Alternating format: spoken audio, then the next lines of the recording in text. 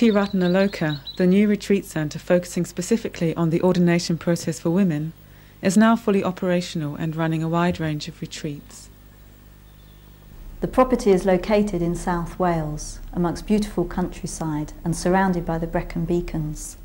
From just outside the garden there are excellent walks, and less than a mile up the road is the first of a series of splendid lakes. 3 years ago, when we launched the project, I'm not sure where or what we expected to be living in. We always wanted to be in the countryside, amongst mountains, rivers, lakes if possible, and with a building that needed little work doing to it before we could be up and running. But we've certainly had a few surprises along the way. Well, it's taken a year longer than we had aimed for. We've had to view far more properties. We've all viewed at least 10, and I have viewed 41. And we've had to raise twice as much money as we originally bargained for. Well, another major surprise was that the fundraising would be so successful. Just to give you an idea, we've raised £144,000 in cash, much of this coming from a pledge scheme in which roughly 300 people agreed to raise £250 each over 12 months.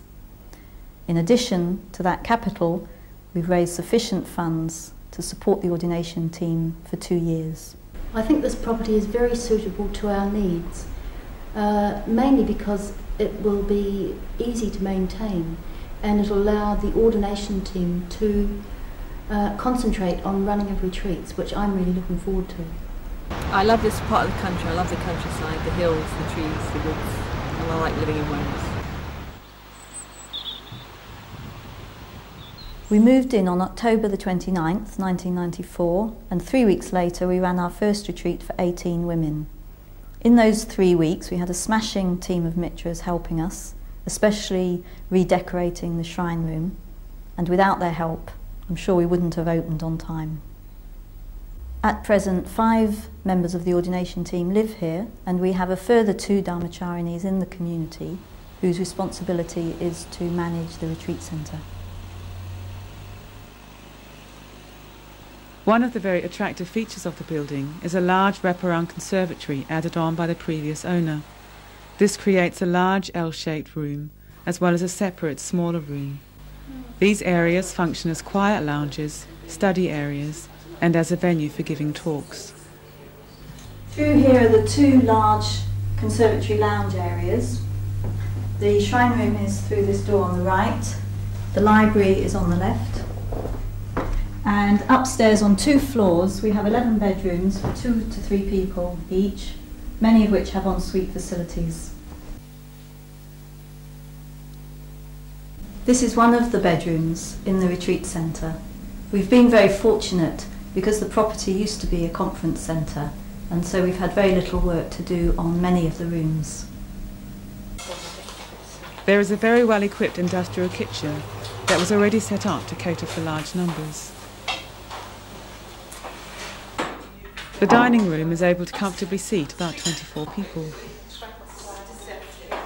Later this year we plan to complete this stage of the project with a small extension onto the end here of the community wing, which will be 4 or 5 rooms for the community and office. With the purchase of the permanent retreat centre, the ordination team are now in a position to devote their energies to developing and expanding their programme of retreats. This year we're running 12 retreats, mostly 2 weeks long, plus a post-ordination and a 3-week ordination retreat in June. Our ordination process revolves around a series of retreats which cover 8 major themes, such as the transcendental principle, the new society, spiritual friendship. By covering the material contained in these retreats, through study groups and meeting with members of the team, someone who has requested ordination gains a very sound foundation in what it means to become a member of the Western Buddhist order. Some of our retreats focus more on study, whilst others draw on ritual and evoking the more mythic dimension of going for refuge. From my perspective as a public preceptor, I am particularly pleased that our ordination team has now got a definite base to operate from, because we were very fortunate last year to be using Dana Kosher to hold our Going for Refuge retreats. But a lot of the energy of the team outside of those retreats had to go into the fundraising and property search. Now that energy is available to really give greater thought to what we do on these retreats, talks and themes we want to develop. And that can't but help have spin-offs for the women that come here to meet us. And I'm sure it is going to make it possible for more women to join the order sooner than otherwise would be the case if we hadn't got this facility. All our retreats include the Going for Refuge and Prostration practice to the Buddha Shakyamuni. This practice clarifies and strengthens our faith and devotion to the three refuges, that is the Buddha, the Dharma and Aryan Sangha.